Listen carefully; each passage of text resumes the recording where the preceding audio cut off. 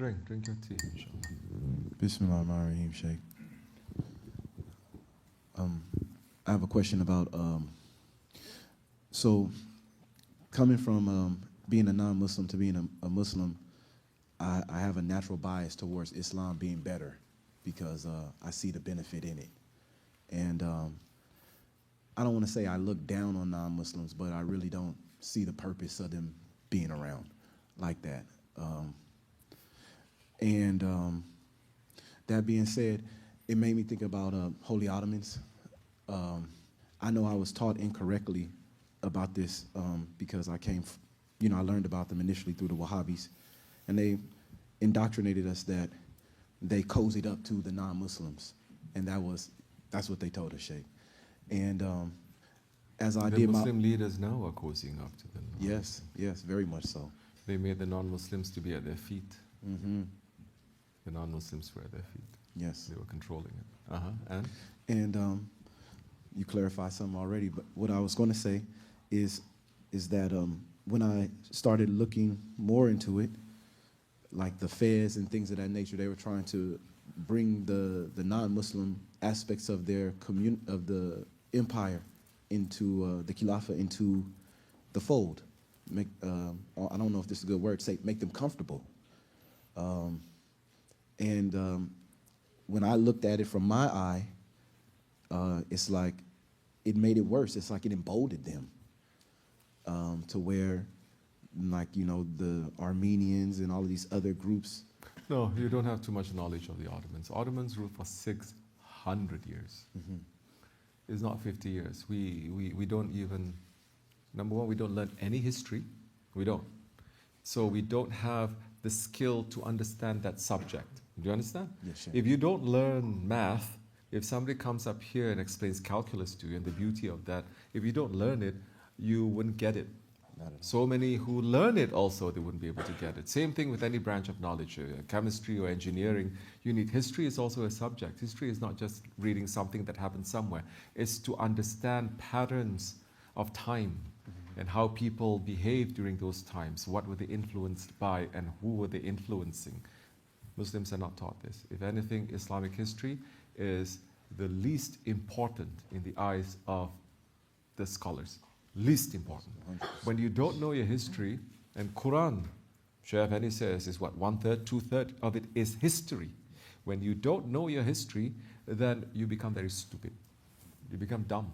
You don't know why certain things happen. You don't know your own history.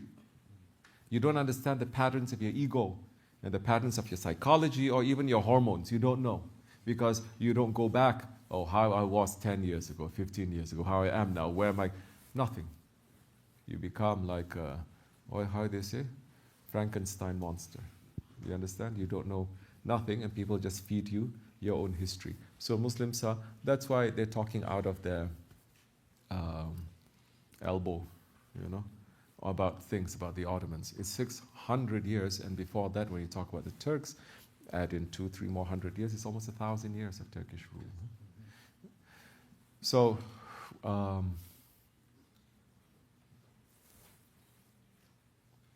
what did they base their ruling on? It is nothing but the Quran and the Sunnah, especially the Sunnah of the Prophet ﷺ, in how to deal with nations, in how to deal with unbelievers, in how to deal with ruling believers and unbelievers. According to Sunnah, not according to culture, not according to Arabism, or according to this race or this ideology. And they were holding it out properly. And they had the alims who are independent from them, and the alim can issue a fatwa even against to the sultan. They have that power, and the awliyas, that power even above the alims and above the sultans. So there's a system of check and balance with this.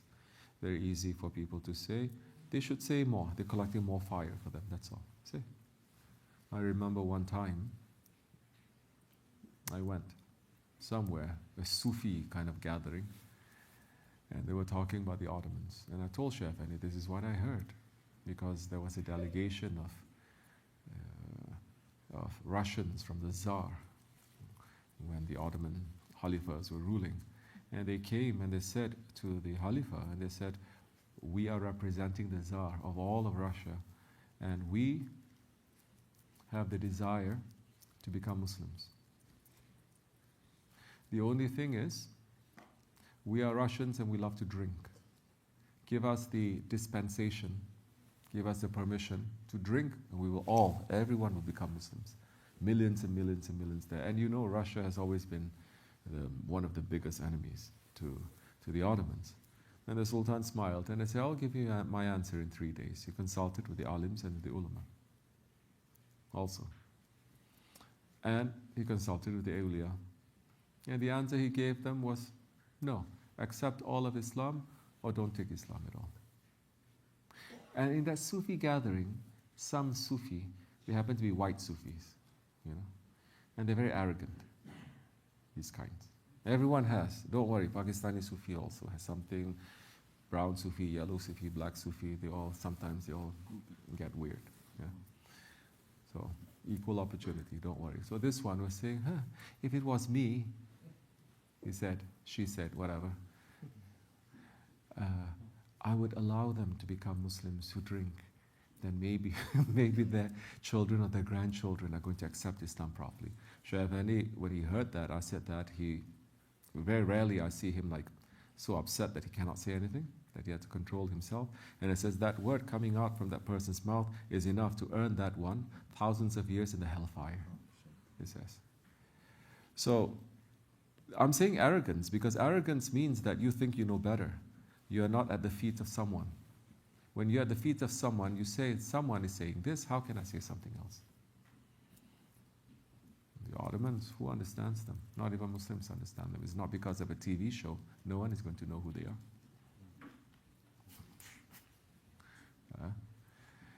And they hardly even talk about their high spirituality. What if that is going to come up?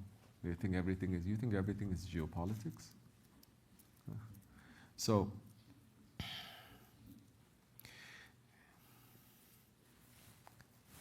they had such intense love for the Prophet ﷺ, and they wanted to bring this love everywhere.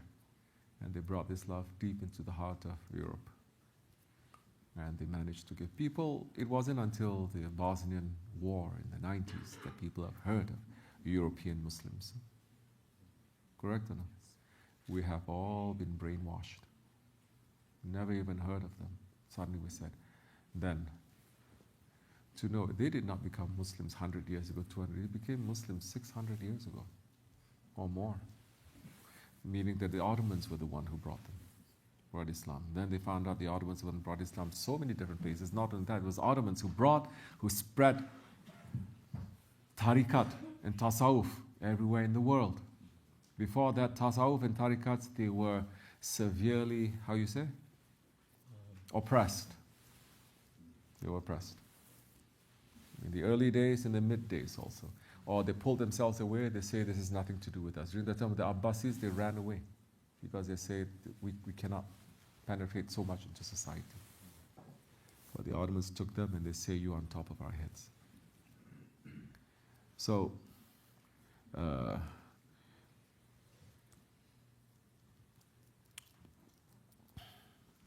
they know the secrets of different tribes and different nations.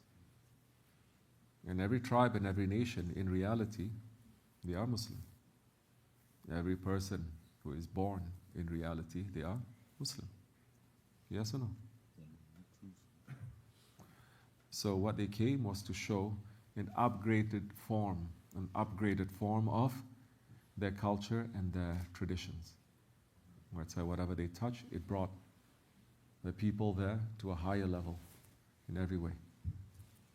And the person who's saying this, they only have a lot of envy because no one, not the Umayyads, not the Abbasis, not any other ones, hundreds of dynasties, that they had made such an impact into Europe as the Ottomans did. Not even the great Mughals, not even the Emir Timur. Geographically, yes, they were a bit far away, but even then. for the first few 100 years, the Arabs were not even concerned about Europe, not understanding what the role of Europe is going to be in the Akhir Zaman. The Ottomans knew that theirs was a dynasty of the Akhir Zaman. They knew.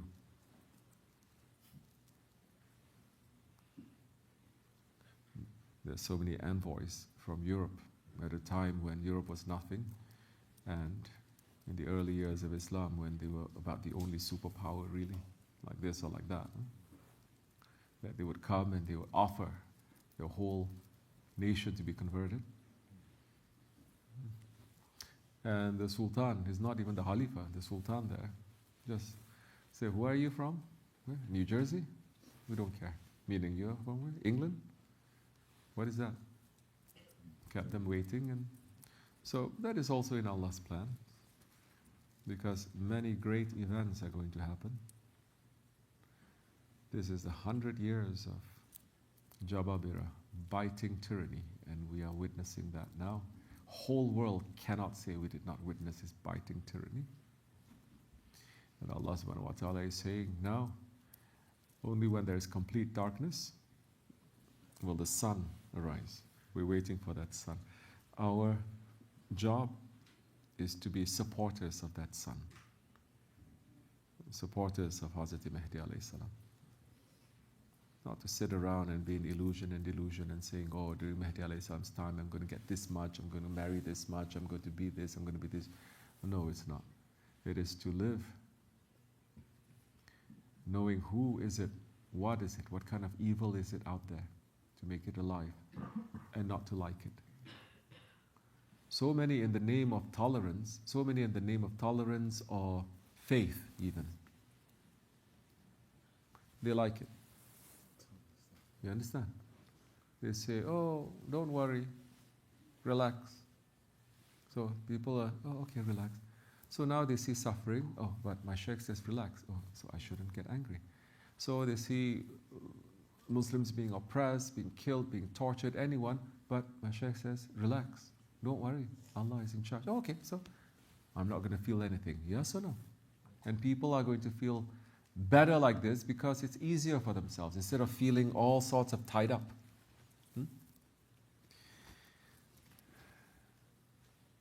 Our Shaykh says, be careful. If you have one drop of liking for that tyranny, that is one drop of the fire of Jahannam that is going to enter you and going to finish you. So we should not. The unbelievers are saying we don't. Everything is evil from top to bottom. Where can we turn? Muslims are sleeping. They're being drugged. Yes, we sit and we ask Allah because nowhere else we can turn to. There is no power now that is able to turn that evil unless the power is supported by Allah subhanahu wa ta'ala. And all the hypocrites are being shown everywhere. They're being shown, they're coming out. Alhamdulillah, they're being cancelled because they are loving so much that platform. And they say, oh, may Allah not test us. Allah forgive us. Fatiha.